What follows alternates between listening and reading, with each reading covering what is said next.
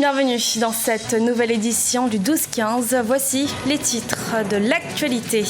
Au Zimbabwe appelle à une nouvelle grève générale ce mercredi.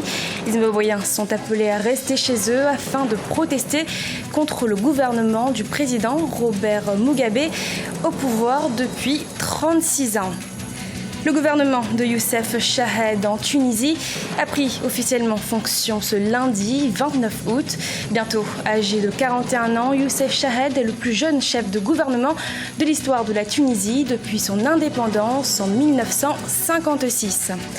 Au Tchad, la contraception, une méthode de plus en plus utilisée par les femmes tchadiennes pour le planning familial. Elles auraient permis de limiter le nombre de grossesses non désirées et les complications prénatales. Mais d'abord, après l'élection présidentielle à un tour de ce samedi 27 août, les Gabonais sont toujours dans l'attente des résultats officiels. La séance de la Commission électorale nationale autonome et permanente CENAP, consacrée depuis mardi au processus de proclamation des résultats, est toujours en cours. Une nouvelle grève générale est prévue ce mercredi dans la capitale zimbabwéenne Harare. La société civile appelle les Zimbabwéens à rester chez eux pour protester contre la pauvreté, le taux de chômage élevé et le ralentissement de l'économie du pays. Oumou Kelsumba. La société civile zimbabwéenne a appelé à une journée ville morte ce mercredi 31 août 2016. Elle proteste contre le taux de chômage élevé, la pauvreté et les conditions financières difficiles dans le pays. Depuis plusieurs mois, la situation sociopolitique au Zimbabwe est tendue. Elle est émaillée de violences et de vagues de protestations contre le gouvernement du président Robert Mugabe au pouvoir depuis 1987. Ce gouvernement continue de nous frapper, de nous arrêter alors que nous ne faisons rien de mal. Nous manifestons pacifiquement. Aussi, Zimbabwéens, nous vous invitons à rester unis. Ce gouvernement doit comprendre que nous sommes fatigués de la façon dont nous sommes traités. Nous avons des idées pour développer ce pays, mais ils ne nous écoutent pas. La croissance économique du Zimbabwe a ralenti ces dernières années. En 2014, par exemple, elle s'est établie à 3%. Une légère amélioration est constatée en 2015. Aujourd'hui, l'économie de ce pays d'Afrique australe est marquée par un déficit budgétaire et l'expansion du secteur informel. À cela s'ajoute un nombre important de jeunes diplômés sans emploi. La situation politique du pays en ce moment est alarmante. Les citoyens sont réprimés par la police. Il n'y a pas de devise, il n'y a pas d'emploi pour les jeunes. Notre balance commerciale est déficitaire depuis des années. Nous appelons au changement pour que la bonne gouvernance ne soit plus un slogan, mais une réalité. Rappelons qu'au mois de juillet 2016, Harare, la capitale zimbabwéenne, avait été le théâtre de rassemblements et de manifestations spontanées. Durant une semaine, les manifestants protestaient contre le retard de paiement de salaire. Au Togo, 10e anniversaire de la signature de l'APG, l'accord politique global qui était censé mettre fin aux mésententes politiques qui empêchent un véritable développement participatif du pays. Pourtant, une décennie après, bon nombre de Togolais déplorent l'absence des réformes constitutionnelles et institutionnelles inscrites dans cet accord. Le gouvernement d'union en Tunisie, dirigé par le libéral Youssef Chahed, a pris fonction ce lundi 29 août 2016. Selon de nombreux observateurs, de nombreux dossiers urgents attendent l'actuel chef du gouvernement. Les détails dans ce sujet de la rédaction.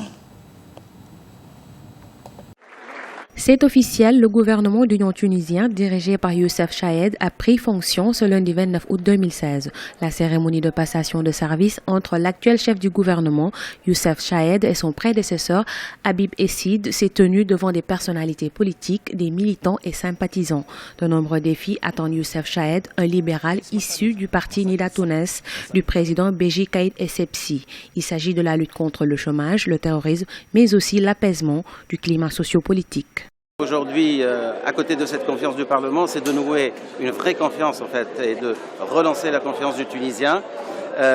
Avec la confiance du Tunisien, on est capable de transformer de beaucoup de choses. Entre 2011 et 2016, l'État tunisien a changé 5 fois de Premier ministre. Youssef Chahed, né en 1975 à Tunis, est le 15e chef du gouvernement de la Tunisie indépendante. Son prédécesseur, Habib Essid, conscient des challenges qui l'attendent, demande aux Tunisiens de lui laisser le temps d'accomplir les missions qui lui sont assignées.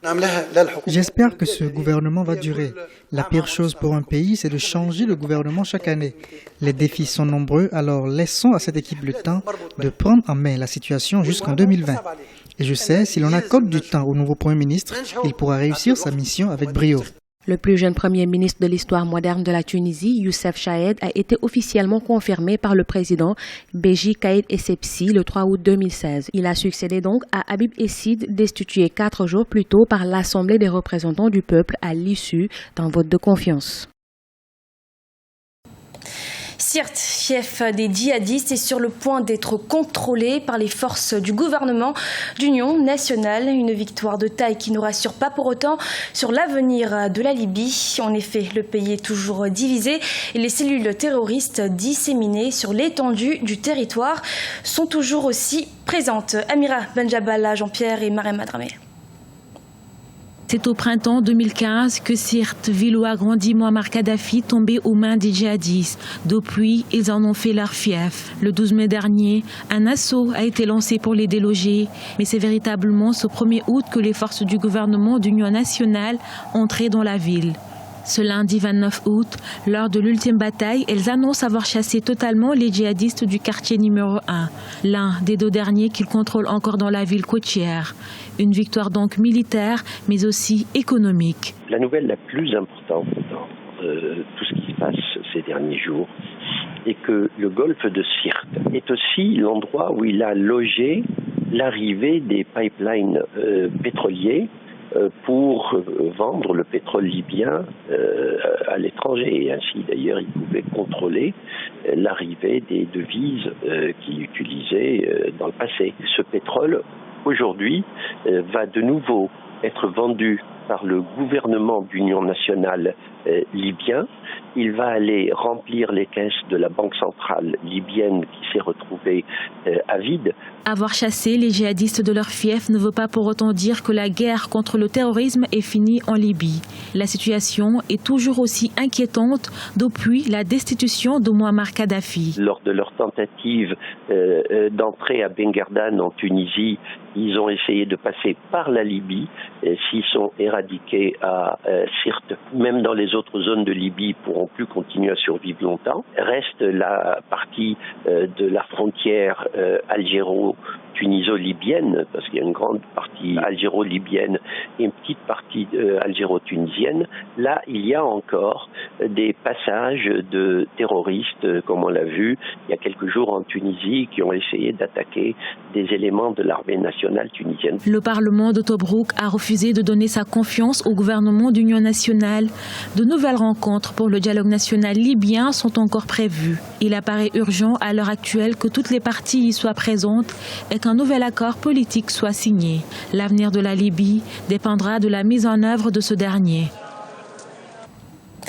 Au Tchad, les femmes utilisent de plus en plus la contraception dans le but d'espacer les naissances au rythme de leur planification familiale. Cette pratique, soutenue par les autorités sanitaires et sociales du pays, commence à porter ses fruits dans ce pays où le taux de fécondité était d'environ 6 enfants par femme en 2012. Mahamat Ramadan, notre correspondant au Tchad. Au Tchad, la lutte contre les grossesses non désirées fait du progrès. Une femme tchadienne sur 3 utilise les méthodes contraceptives pour le planning familial. Les femmes utilisent de plus en plus cette méthode pour espacer les naissances. Selon les experts, le planning familial progresse dans le pays grâce à la prise de conscience et l'implication des époux dans la sensibilisation pour le bien-être familial. Donc les femmes, elles viennent, il y a un service d'accueil d'abord qui est le service de counseling. On leur explique les méthodes, les bienfaits de la planification familiale et puis elles choisissent une méthode. Et une fois qu'elle a choisi la méthode, il y a juste un petit examen clinique et on lui donne sa méthode plus un carnet de suivi. Elles viennent sur le rendez-vous. Donc ici, nous avons plusieurs méthodes de contraceptifs modernes. Nous avons les injectables, les pilules, la méthode orale. Nous avons les méthodes de longue durée les implants, la Jadelle, l'implanon et puis le dispositif intra-utérin. D'après un récent rapport du gouvernement tchadien et ses partenaires sociaux, la contraception a permis de limiter le nombre important de grossesses non désirées et les complications prénatales. Quand on espace la naissance, la famille a la possibilité d'avoir un peu de ressources économiques pour sa survie, pour son épanouissement. Sanitairement, la famille économise parce que vous voyez, à l'âge de 0 à 2 ans, c'est la période où les enfants traversent suffisamment de problèmes. Donc la famille peut être essoufflée à ce stade. Et donc depuis que la contraception est entrée dans le social du peuple tchadien, je crois que ça commence par porter des fruits. Au début, quand nous avons commencé, c'était timide. Mais avec le temps, maintenant on voit qu'il y a beaucoup de demandes et ce qui nous encourage, c'est les hommes qui s'impliquent. Ils viennent avec leurs femmes et ça, on leur tire vraiment chapeau. Grâce à la contraception, les familles peuvent décider de faire des enfants si elles le veulent et quand elles le veulent. C'est une façon de maîtriser la fécondité, disent les experts. C'était le journal de la rédaction. Nous vous remercions de votre fidélité. Dans quelques instants, une nouvelle édition de l'actualité sur Africa 24.